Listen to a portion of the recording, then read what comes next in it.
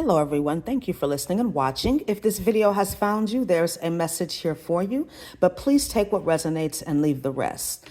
So I've been picking up on the energy from people from your past, perhaps some people you're in separation from, you've cut off, whatever, you've outgrown, you're not in contact with. These people are still stuck on what happened and they're blaming you for what's currently happening in their lives. I think I mentioned a little bit of this in my last video. But what's interesting is the reality is that they know that they're the reason for the separation, but they'll never, ever admit it, not even to themselves. You know, that quote from Carl Jung, people will do anything, no matter how absurd, in order to avoid facing their own soul.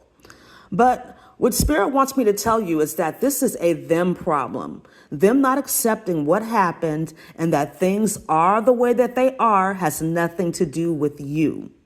So you might feel these people pulling on your energy. You might, notice that you're feeling a little guilty or maybe even fatigued. Sometimes that tiredness is from people pulling on you, courting you, okay? With their emotions, thoughts become things, right? But these people are mad because you being in separation from them is challenging them to be accountable. Some of these people only want to reconcile with you because they no longer want to feel bad for what happened. This is not accountability, okay? You are not responsible for another adult's emotional well-being. I said this before too. But they're mad that you're not falling for the okie doke, that you're not playing their game because they're used to getting their way. They're used to being around people who settle in life.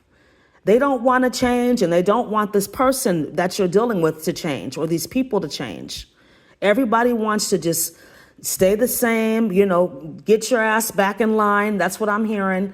Just let me tell you I'm sorry and just forget about what happened. Let's just move forward. Some of these people actually think that you're holding a grudge. It's not a grudge. It's a boundary. And it's there for a reason. The fact is that the person who holds you accountable for real is the one that loves you the most, not the people that want you to settle in life. Okay? So what does it mean to be accountable in practical terms? Being accountable is not a punishment, but it's an opportunity for correction, right? I feel like if you're going to be accountable, first of all, you have to have a level of emotional maturity, okay? To understand that you need to take responsibility for yourself, take ownership for real, even if it's not your fault. It's not about blaming you or anybody else, but you want to resolve the issue one way or the other. And then there's the action part of accountability. That always speaks louder than words, right? I think I mentioned this in another video. It could take up to 2 years of consistent behavior from a person that betrayed you in order for you to trust them again, if you decide to give them another chance in the first place, okay? It all depends on the situation. Accountability could also mean that the separation was inevitable in order for you to honor yourself and to be accountable to yourself, okay? And that's the most important thing. You need to be accountable to yourself before you can be accountable to anybody else. And if you can't be accountable to yourself, then you need to be accountable to somebody else in a positive way. Like, some people, they work with coaches, they work with, therapists. These are positive accountability partners, right? And some people need that. There's nothing wrong with that. A lot of people, I've worked with clients for years, and it's because they need to be accountable to somebody for their workouts, for their yoga practice. That is totally okay. There's nothing wrong with that. But you need to be accountable to yourself on some level. The opposite of being accountable is being a people pleaser, right? You're willing to say and do anything to get your way or to avoid difficult situations. Now, both accountability and people pleasing require action of some sort.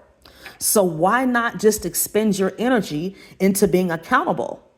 When you have to people please, you're usually lying, having to keep up a web of lies, having to do all kind of crazy shit just to keep this narrative going because you want everybody to like you, or you want people to forget about what you did, or what you keep doing.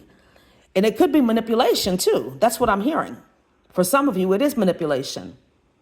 But when you're accountable, you're temporarily uncomfortable, okay? Because, it doesn't always feel good to say it was my fault, my bad, that I fucked up, But you also avoid the potential embarrassment and what I call the silent self-reproach of people pleasing.